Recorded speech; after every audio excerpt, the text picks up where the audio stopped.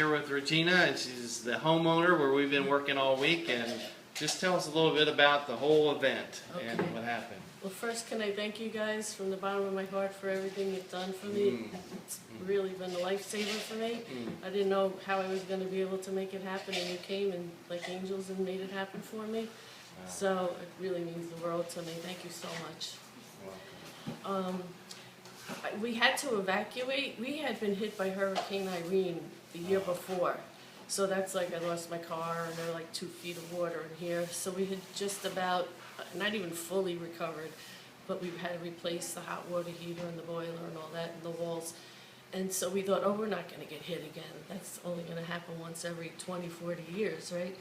So we raised some things so that if it came 2 feet again, and we had to evacuate, mandatory evacuation, which we thought was sort of like the sky is falling. But a friend of mine came and picked me up, and out east we lost power and trees were down and stuff. But when I got back here after a week, it was really frightening. It was almost like, is this Iraq? Because it was like this deadly silence. There was no electricity, there was no sewers. There was no, I mean, the streets, everything just looked different, and it was gray and quiet, and so no stores were open. Lots of people's houses were literally gone. And we pulled up this block, and the garage door was up, and stuff was sorted, and I thought, who would lift up the garage door? Like, there's just junk in there. And then I realized it was the water. The power of the water did it. And some of the furniture, there's a real tight L here. You can see it's even hard to carry furniture through there. From that room was in here. And the washing machine was tilted because I guess the hoses held it from going, you know, so all that was gone again. But this time it even hit the electrical panel. So it was like, how did this happen? And it was really kind of sad and scary because you wondered, would it ever be back to what you've brought me back to? You just couldn't even imagine. So the city manager put porta potties all around, which really looked lovely. And then at City Hall, there were, like Verizon came in, the telephone company, because no one had power to charge the cell phones or the laptops or, you know, get the internet or anything. So, and then people were coming with food. Peanut butter and jelly sandwiches was like steak, you know, or better, because you could keep it, you know, kept. And it was amazing how kind people were. Soup, and because it was getting cold now, it's like November, December, and you just there was like mandatory evacuation, as we learned, means you don't have to leave, but you should leave. And if you stay, there are no emergency services, so please, so you're on your own. And then later on, like where I work, people told me they stayed in like a 1-level home and the water was getting so high they went up into the attic. And like pretty strong, you know, extroverted people were like scared for their life or different now. And Project Hope, they have different groups came and they spoke to us and they said, well, you don't have PTSD because it's not completely post yet. And we was like, what? It's not even post-traumatic. We're still in it. And well, you know, on the upside, you see lots of beautiful new rooms like you've made for me, and new cars and things that people are fixing up because they lost everything. But when we went to City Hall, when we first came back, my previous boss said, go look at certain places.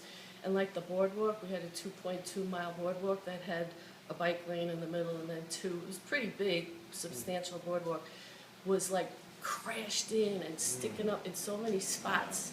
It's like, uh-oh, Mother Nature had her way with us, you know? Wow. Yeah, because you would think it might go into it, but not to break it. So they ended up, it was so badly damaged that they just ripped the whole thing down. And they put it into like wood chippers and it stunk. You know, I guess it was mostly wood. But railings that were on the boardwalk ended up like miles away on the other side of town, and like the soda machine near my work building was about a mile or 2 away, you know, just things you couldn't conceive, you know? And then other people didn't get a drop. So you wonder, like, are those the good guys? Maybe they're doing something right. Right. Yeah. So how deep did the water get in here? Oh, in here the water was 5.5 feet. It was like up to here. Wow. Yeah, and you could tell because there was, I guess it had been there long enough to leave a ring, which, and then I guess it must have dropped and stayed there longer. Because even on the fence outside, you can see how it's kind of brown still. Yeah. But the whole house had that kind of line on it, and you wondered, like, how's this ever gonna get done? So everybody was throwing everything out. I mean, wet mattresses was disgusting, you know, and rugs. How do you? It's so heavy, and you knew the sewage had raised on it. Right.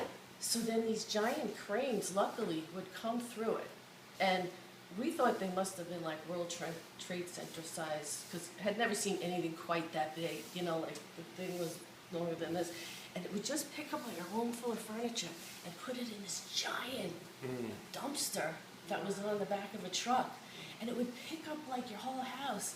And like you said, the bicycle was hanging off the corner like a little toy. You know, I have a couple of pictures, I'll email you of that, you know. And it just was like everybody's house was out in the street, everybody's furniture, and Wow. yeah, and sand and all kinds of other stuff, yeah. So it took a while, but you know, this is how many months later? 5, 6 months later. You guys have just given me like a whole new sense that we'll be home again, and I really can't thank you enough because this is really awesome.